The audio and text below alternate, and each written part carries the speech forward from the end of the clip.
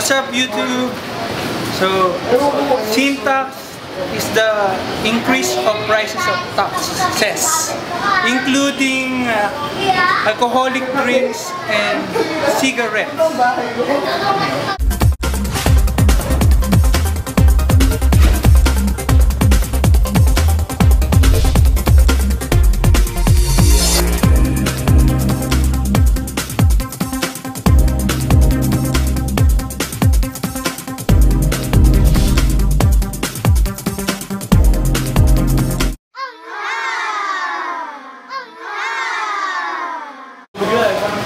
I think sin tax bill has a purpose and ginawa siya ng government para magdagdagan yung funds nila for the people.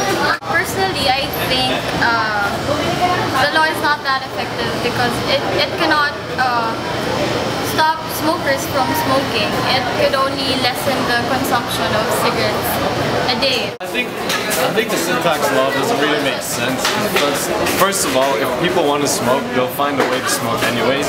So let's say a poor person, like, that sounds kind of bad, but I mean, like, if someone less fortunate than us was a chain smoker, a heavy smoker, and he needed to smoke, I think he's gonna find a way. Even worse, some people might resort to crimes, or at the same time, like, just move to a different brand that's cheap. It doesn't really help anyone.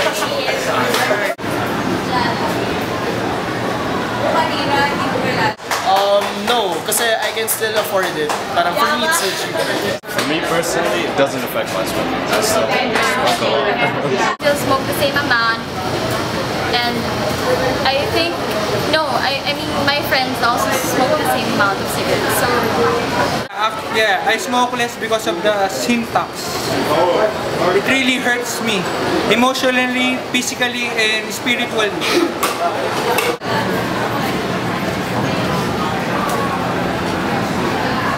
I think it's very effective kasi maraming mga Pilipino nag-smoke tapos malilesen yung pag-smoke nila kasi nga they can't afford it na, yung mga mahihirap. So malilesen din yung sa cancer rate ng mga Filipinos, ganun. Tapos malabawasan ng problema yung government. In the first place, personally, I'm not affected by the sin tax law because I don't drink. I also don't smoke. Although I used to, but I don't na, diba? So, I'm not affected. But number two, my families, yung circle of families ko, hindi rin sila nagaganyan. Even my friends, hindi rin. So, generally, wala siyang effect sa akin personally and my network. But I think it will affect those who are smoking and then drinking.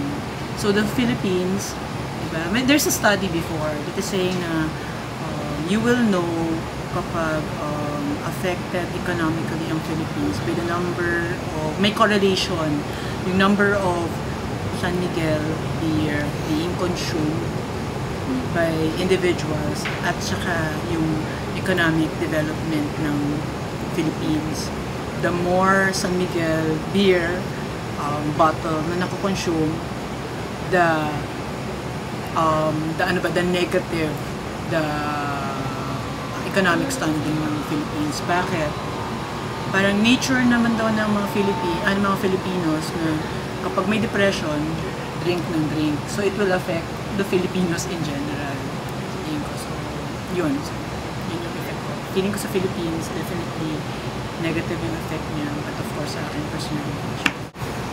Actually, what you see right now, or of course, are complaints from the smokers and then from the drinkers, diba? Negative sa kanila. Why? It will make the sin tax law will make the beers, the cigarettes more expensive. So definitely they will complain. But in the long run, you also have to look at the effect nun sa in terms of employment. If you make for example cigarettes more expensive, what will happen to the demand for cigarettes? For the beers, what will happen? The demand will go down. Kasi the law of supply and demand says that pag price tumaas, your demand will go down. So if it goes down, what will happen to the factories? They will produce lesser, but lesser than what they are producing right now. So if they produce less, will they be needing laborers. Will they be needing the same number of laborers just to produce those cigarettes and beers? Of course, no. Sabihin, ililesen din nila yung employment.